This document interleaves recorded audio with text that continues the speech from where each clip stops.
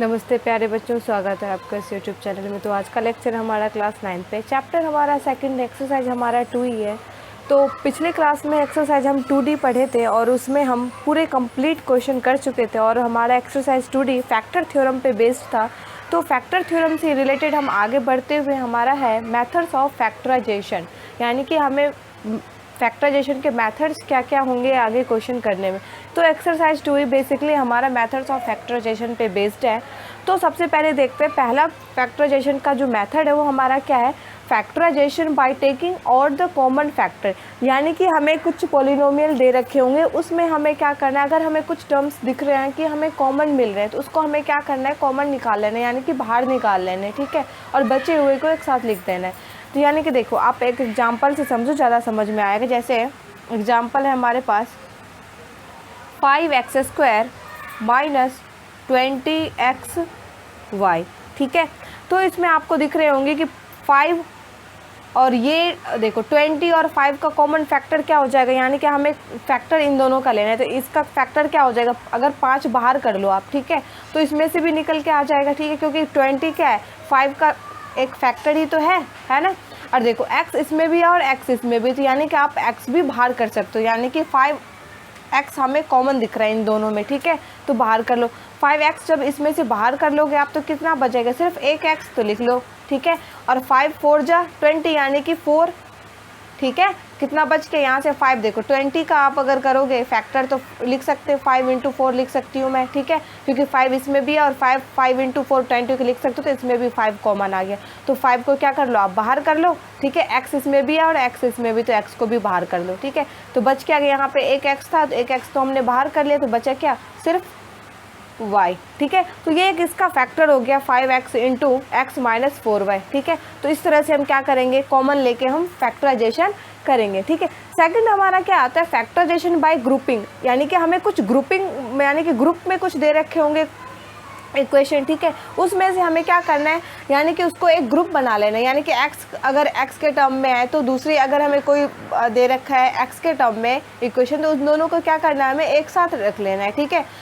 तो फिर और उस जगह अगर हमें y के टर्म में कोई वेरिएबल्स दे रखे हैं, दूसरा भी कुछ y के टर्म्स में है, तो उन दोनों को एक साथ रख लेना है, ठीक है। इस तरह से हम ग्रुपिंग करके फैक्टराइजेशन करेंगे। कैसे, देखो एक एग्जांपल से।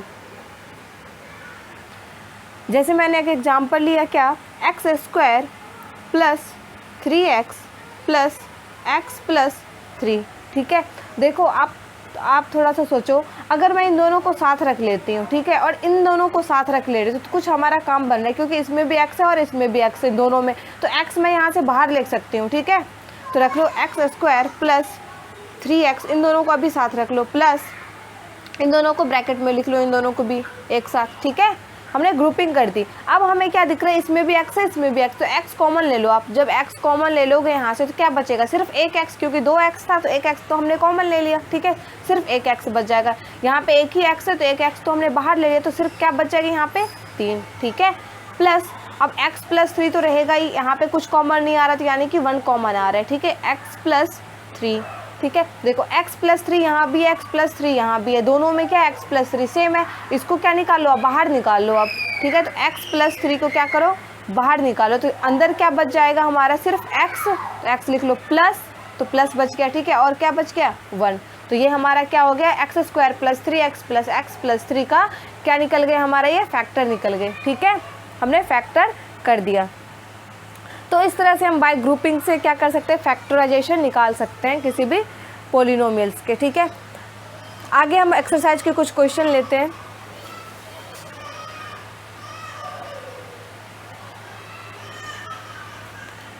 एक्सरसाइज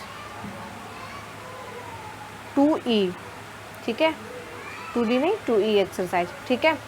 तो एक्सरसाइज 2E के हमारा क्वेश्चन क्या है, फर्स्ट फैक्टराइज करने हमें क्या बोल रहे हैं, 9x² + 12xy, ठीक है। ये हमें क्या करना है, फैक्टराइज करना है। देखो इसमें आपको दिख रहा होगा क्या, देखो 12 और 9 का फैक्टर क्या होगा, जो दोनों में कॉमन फैक्टर आता हो, ठीक है। तो यहाँ पे हमें दिख रहे हैं कि क्या 3 कॉमन फैक्टर है इन दोनों का, 12 का भी और 9 का भी 3। तो एक तो हमें ये पता चल गया इन दोनों का कॉमन फैक्टर क्या हो गया, 3, ठीक है। अब देखो इसमें भी x आ रहा है, इसमें भी x आ रहा है, तो हमें एक और बात यहाँ से पता चल गई कि यहाँ से हम x भी क्या कर ले सकते हैं, कॉमन ले सकते हैं। तो 3x आप कॉमन ले लो यहाँ से, ठीक है। तो देखो 9 का फैक्टर क्या है, 3 तो हमने बाहर कर लिया, तो क्या बच गया, 3 3 जा 9, यानी कि एक 3 बच गया यहाँ पे, ठीक है। और यहाँ पे क्या बच गया, सिर्फ एक x, 3x प्लस, ठीक है।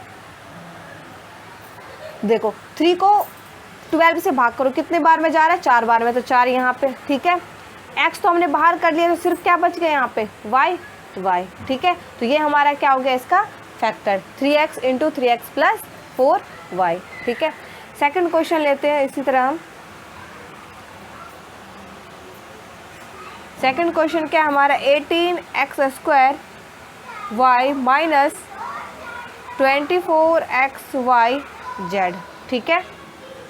देखो 18 और 24 का सबसे पहले आप क्या निकाल लो, फैक्टर। देखो कॉमन फैक्टर क्या है, 6 है, ठीक है। क्योंकि इसको भी 6 डिविजिबल है और इससे भी क्या है, 6 डिविजिबल है, यानी कि 6 से डिविजिबल है ये भी और ये भी 6 से डिविजिबल है, ठीक है। तो इन दोनों का कॉमन फैक्टर हमारा क्या आ रहा है, 6 आ रहा है। तो 6 को आप क्या कर लो, बाहर निकाल लो, ठीक है।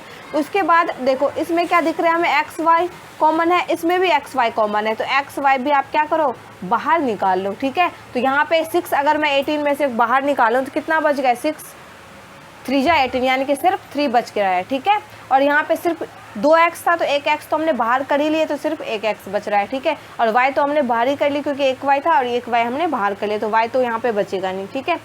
अब देखो 6 4 जा 24, यानी कि कितना बच रहा है यहाँ पे 4, और x y तो हमने बाहर कर लिया, तो सिर्फ क्या बच रहा है यहाँ पे, z, तो z लिख लो, ठीक है। तो इसका कॉमन फैक्टर क्या हो गया, यानी कि इसका फैक्टर हमने निकाल दिया, क्या हो गया हमारा factor, 6xy into 3x minus 4z, ठीक है।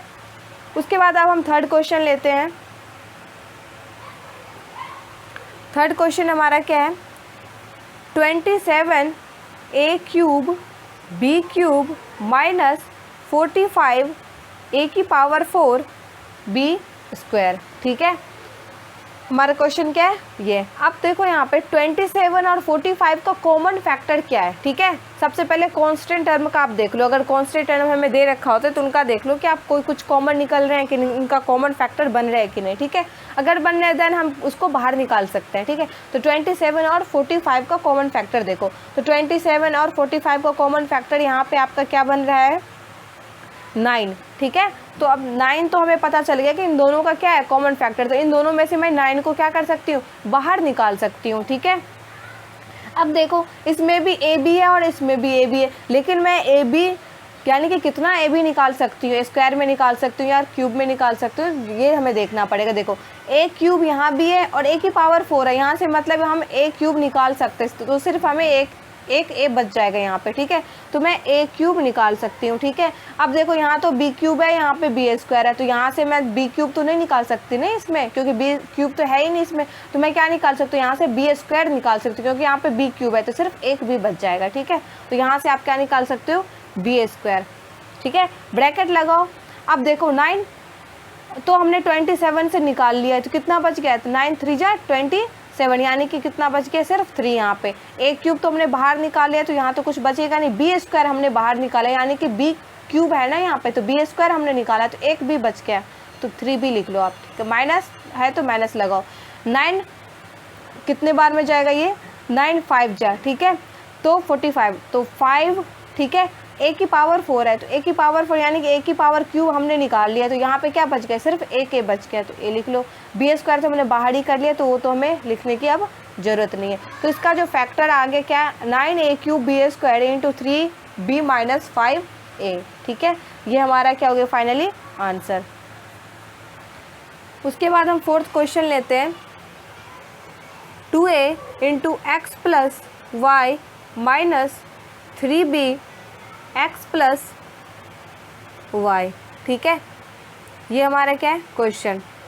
इसमें भी हमें क्या करना है, देखो सबसे पहले आपको कुछ कॉमन दिख रहे हैं तो उसको क्या कर लो आप, बाहर निकाल लो। देखो यहाँ क्या है हमारा x प्लस वाई, यहाँ भी क्या है हमारा x प्लस वाई, तो सिंपल सा हमें दिख रहा है इन दोनों में क्या है x प्लस वाई कॉमन है, तो इसको बाहर निकाल लो, एक्स प्लस वाई को बाहर निकालिए, ब्रैकेट लगाओ। जब एक्स प्लस वाई को यहाँ से आप बाहर निकालोगे तो क्या बचेगा, सिर्फ 2a, तो लिख दो 2a। यहाँ से भी एक्स प्लस वाई को जब हमने बाहर निकाले तो क्या बच गया, माइनस सिर्फ 3b, तो 3b, तो ये इसका क्या हो गया, फैक्टर। ठीक है, फिफ्थ क्वेश्चन हम लेते हैं, ये हमारा क्या हो गया, आंसर। फिफ्थ क्वेश्चन हमारा क्या है, 2x into P square plus Q square plus 4y into P square plus Q square. देखो यहाँ भी बहुत क्वेश्चन आसान है, ये भी क्वेश्चन देखो, P square plus Q square यहाँ इसमें भी है और P square plus Q square इसमें भी, तो यहाँ हमें क्या दिख रहा है, ये कॉमन है, तो इसको क्या कर लो, आप बाहर निकाल लो। ठीक है, तो P square plus Q square बाहर निकाल लिया हमने,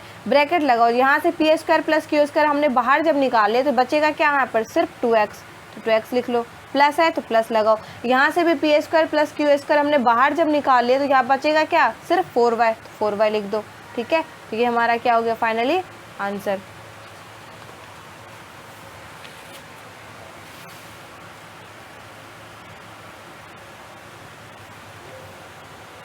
क्वेश्चन नंबर हमारा 6 क्या है, x into a minus 5 plus y into 5 minus a. ठीक है, देखो यहाँ थोड़ा सा आपको बस दिमाग लगाना होगा। देखो a माइनस 5 है यहाँ पे, लेकिन यहाँ पे क्या है 5 माइनस ए, तो सिर्फ माइनस का इधर फर्क है। ठीक है, क्योंकि माइनस 5 क्या है यहाँ पे, माइनस में है, यानी कि 5 क्या है यहाँ पे माइनस में और यहाँ क्या है प्लस में। तो हमें कुछ ऐसा करना होगा कि ये जो a माइनस 5 है यहाँ भी क्या बन जाए, a माइनस 5 बन जाए।